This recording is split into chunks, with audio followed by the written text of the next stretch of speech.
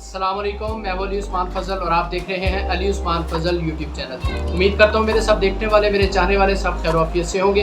Guys, आज हम जिस वीडियो पे रिएक्ट करने वाले हैं, आज का वीडियो बहुत ही इंटरेस्टिंग और खूबसूरत होने वाला है और ये रिलेटेड है जी ईद उल अज़हा 2022 के रिलेटेड, क्योंकि आप लोगों की बहुत सारी जो है वो फरमाइशें थी, कमेंट्स थे कि ईद उल अज़हा के मौका पर या उसके रिलेटेड वीडियोस बनाए जाएं कि मतलब टर्की में कुर्बानी किस तरह से होती है, इंडिया में कुर्बानी किस तरह से होती है, पाकिस्तान में कुर्बानी किस तरह से होती है। जी तो गाइस, ये उसी तरह का आज का वीडियो है जिस पे आज हम रिएक्ट करने वाले हैं। चलिए जी वीडियो शुरू करते हैं। वीडियो शुरू करने से पहले आप लोगों से एक छोटी सी रिक्वेस्ट, चैनल को सब्सक्राइब कर दें, घंटी के निशान को दबा दें और वीडियो को लाइक कर दिया करें, प्यारा सा कमेंट कर दिया करें, जिससे हमें मोटिवेशन मिलती है और ज़्यादा से ज़्यादा काम करने को दिल करता है। तो चलिए जी without wasting any time let's get started. Guys, जो आज का वीडियो है कुर्बान बेआरम हाउ टर्की सेलिब्रेट बकरा ईद डे। कुर्बान बेराम हाउ टर्की सेलिब्रेट बकरा ईद डे। ये गाइस द सेम्यूज के ऑफिशियल यूट्यूब चैनल पे वीडियो है, इसका लिंक भी मैं डिस्क्रिप्शन में दे दूंगा, आप उसे भी जाके लाजमी सपोर्ट करिए।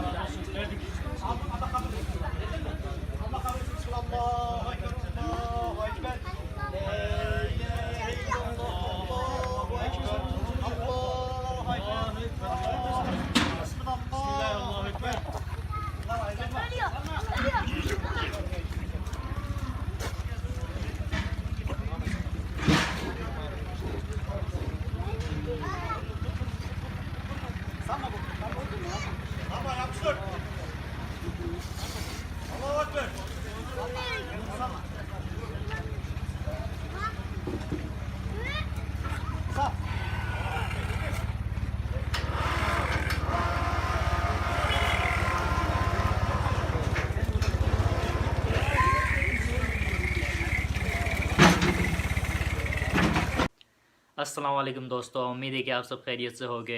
ईद मुबारक हो बहुत बहुत। और तुर्की में जो है ईद बहुत अच्छे से मनाई जाती है, बहुत साफ़ सुथरे तरीके से मनाई जाती है।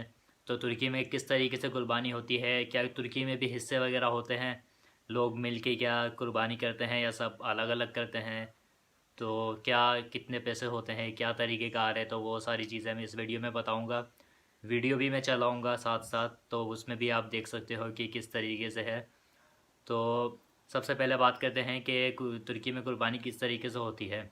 मैंने पिछले साल भी वीडियो बनाई थी, लेकिन इस साल जो है मैं हिस्सों के बारे में भी ज़्यादा बताऊंगा कि हिस्से किस तरीके से होते हैं, यहाँ पे क्या तरीक़ेकार होता है।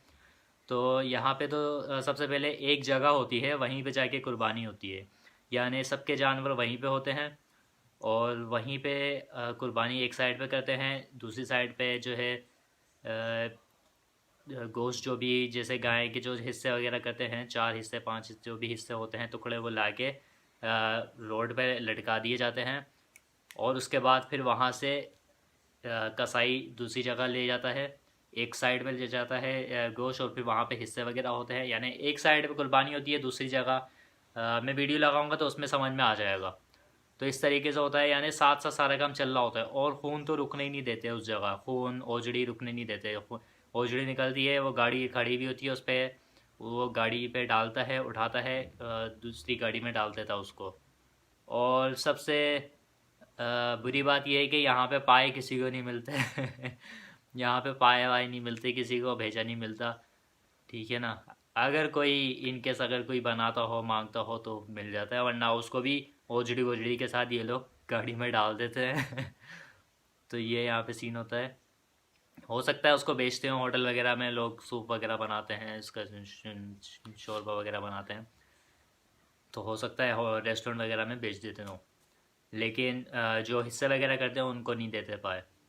तो ये है। और अगर छोटी गाय हो तो 4 हिस्से, थोड़ी बड़ी हो 5 हिस्से, 6 हिस्से, 7 हिस्से, बड़ी गाय के 7 हिस्से, इस तरीके से होते हैं। इस वक्त जो एक हिस्सा है तकरीबन 1800 से 2200 के दरमियान है, कसाई की फ़ीस मिला के, ठीक है ना, कसाई के भी पैसे मिला के। कसाई के तकरीबन 750-800 ऐसे की वो ले रहा है चार्जेस इस साल। तो ये है। और हिस्से इस तरीके से होते हैं कि सबसे पहले तो गाय को लाके एक बड़ी जो है, बड़ा जो है मशीन होती है, यानी कि वज़न नापने की मशीन होती है, उस पे गाय को लाके चढ़ाते हैं। तो जितने भी हिस्सेदार होते हैं वो सब देख लेते हैं कि कितना उसका वज़न है, ठीक है ना, तो उसका वज़न कितना है। फिर उसके बाद उसको मल्टीप्लाई करते हैं कितना 1 किलो का वज़न है, यानी कितने 1 किलो के पैसे हैं गोश्त के। तो फिर उससे मल्टीप्लाई करके पता चल जाता है कि टोटल कीमत कितनी है। और उसके बाद उसमें प्लस करते हैं कसाई की फ़ीस, फिर उसके बाद उसको डिवाइड कर देते हैं जितने भी उसके हिस्सेदार हो। फिर वो यानी उतने पैसे बन जाते हैं लोगों के, तकरीबन 1800-2200 इस तरीके से पैसे बन जाते हैं एक हिस्सेदार के। तो कुछ लोग पूरी गाय भी करते हैं, लेकिन ज़्यादातर यहाँ पे लोग हिस्से करते हैं। कोई 2 हिस्से ले लेता है, कोई 3 ले लेता है, इस तरीके से होता है। फिर हिस्से करने का तरीका ये होता है, जब गाय कड़ी जाती है, उसके गोश्त वोश्त निकल जाता है, तो यहाँ पे तरीका ये होता है कि जितना भी गोश्त होता है उसको कसाई काट के अलग कर लेता है। ये इस तरीके से करते हैं कि जैसे कलेजी काटी, 4 बंदे हैं तो 4 हिस्से कर लिए। फिर उसकी यानी बास्केट बनाई हुई होती है, 1 2 3 4, उस तरीके से बास्केट उसको रख देते हैं। 5 हो तो 5, इस तरीके से। एक लड़का जैसे कसाई काट रहा होता है, वो कलेजी निकालेगा, 4 हिस्से पीछे लड़का बास्केट में डाल देगा चारों में। दूसरा दिल निकलेगा, दिल के 4 हिस्से, चारों बास्केट में एक एक हिस्सा। इस तरीके से गोश्त के सारे एक एक। चाँपे इसमें इस तरीके से, चाँपे वगैरह फिर हड्डियों वड्डियों के साथ लगाते हैं ये लोग। हड्डियाँ अलग करते हैं, एक साथ नहीं करते हैं। गोश्त अलग होता है, हड्डियाँ अलग होती हैं, ठीक है ना। तो गोश्त इस तरीके से ये लोग बास्केट में ऐसे डाल देते हैं अलग अलग, उसके बाद हड्डियों का अलग करते हैं। तो गोश्त जब ये लोग बास्केट में बना लेते हैं, फिर उसके बाद ऐसा नहीं कि यानी इस तरीके से हो गया, उन बास्केटों को एक जगह रखते हैं, फिर उसको वज़न करते हैं कि ये किलो सबका सेम है, ठीक है ना। तो सबसे पहले तो ये लोग पूरे सारी बास्केटों को एक के ऊपर एक बास्केट रख के उसका वज़न कर लेते हैं। फिर उसके बाद उसको डिवाइड कर देते हैं जितने, यानी वो भी जितने हिस्सेदार हों। फिर उस हिसाब से पता चल जाता है कि भाई एक हिस्से का इतना गोश्त बन रहा है, ठीक है ना। 28 किलो बन रहा है, 30 किलो बन रहा है, 25 किलो बन रहा है। फिर उस हिसाब से हर बास्केट में उतना किलो गोश्त होना चाहिए। तो अगर थोड़ा किसी में ज़्यादा होता है तो आगे पीछे करके उसको लेवल कर लेते हैं, बिल्कुल लेवल कर लेते हैं। ताकि किसी के दिल में कोई ऐसी बात ना रहे। फिर उसके बाद इसी तरीके से हड्डियों की बारी आती है। जितने भी हड्डे वगैरह जो भी हड्डियाँ होती हैं, चापे होती हैं, उनको भी इसी तरीके से करते हैं, कितना किलो बन रहा है, फिर उसको डिवाइड करते हैं, फिर सब की बास्केटों में उसको उस हिसाब से लेवल कर देते हैं। थोड़ा बस ग्राम का थोड़ा बहुत फ़र्क आता है, ऐसा कोई इतना वो होता नहीं है। तो इस तरीके से यहाँ पे हिस्से होते हैं। और कुर्बानी जब वो कसाई काट रहा होता है तो वो पूछता है कि आप वकील होते हो, आप गवाही देते हो, यानी आप कबूल करते हो? तो वो बोलता है हाँ मैं करता हूँ। फिर उसके बाद कसाई जो है ज़िबा करता है और फिर वो बोलता है कि अल्लाह कबूल यहसन, यानी कि अल्लाह कबूल करे आपकी इस कुर्बानी को जो आपने करी है। तो इस तरीके से यहाँ पे कुर्बानी होती है, इस तरीके से यहाँ पे हिस्से होते हैं। तो साथ साथ में वीडियो भी चलाऊँगा तो वो भी देखना और इसको ज़्यादा से ज़्यादा शेयर करना, ताकि दूसरे लोगों को पता चले कि यहाँ पे किस तरीके से कुर्बानी होती है और तुर्की में क्या सिस्टम है कुर्बानी का और हिस्सों का क्या सिस्टम है। तो कुछ लोग अपने हिस्से वगैरह यानी अपनी गाय भी करते हैं, अपने बकरे भी करते हैं। तो ये चीज़ है। तो likes, shares and subscribe. Thank you. अल्लाह हाफिज़। जी तो गाइस ये था आज का वीडियो और आपने जान लिया होगा कि टर्की में किस तरह से कुर्बानी होती है, किस तरह से गोश्त बढ़ता है और कसाई के चार्जेस यानी उसकी फ़ीस कितनी होती है और किस तरह से जानवर को मतलब ज़िबा किया जाता है। पहले उसको तोलते हैं, नापते हैं, फिर उसके बाद मतलब उस 1 किलो के हिसाब से उसमें कसाई के चार्जेस जो है वो ऐड कर लेते हैं। इस हिसाब से टोटल जो है वो एक हिस्सा होता है। और छोटी गाय हो तो उसमें 4 हिस्से होते हैं, बड़ी गाय हो तो उसमें 5, फिर 6, 7, यानी गाय के हिसाब से। ये नहीं कि छोटी गाय है तो उसमें 7 हिस्से डाल दिए, बड़ी है तो 4, यानी जानवर के हिसाब से। तो ये तो सभी तरह जो है वो ये चीज़ें जो है वो हर जगह भी होती है। लेकिन उम्मीद करता हूँ कि आपने इसमें बहुत सारी इंफॉर्मेटिव चीज़ें जो है वो जानी होंगी कि टर्की में किस तरह से कुर्बानी होती है ईद उल अज़हा पे। तो इस तरह के मज़ीद वीडियोस देखने के लिए हमारा official YouTube channel Ali Usman Fazal, उसको सब्सक्राइब करें और घंटी के निशान को दबा दें ताकि आपको मेरी हर आने वाली वीडियो का नोटिफिकेशन सबसे पहले मिल सके। वीडियो को लाइक कर दिया करें, प्यारा सा कमेंट कर दिया करें, जिससे हमें मोटिवेशन मिलती है और ज़्यादा से ज़्यादा काम करने को दिल करते हैं। तो चलिए जी, मिलते हैं नेक्स्ट वीडियो में। तब तक के लिए अपना ढेर सारा ख्याल रखिएगा, दुआ में याद रखिएगा। अली उस्मान फजल को दीजिएगा इजाज़त। अल्लाह हाफ़िज़।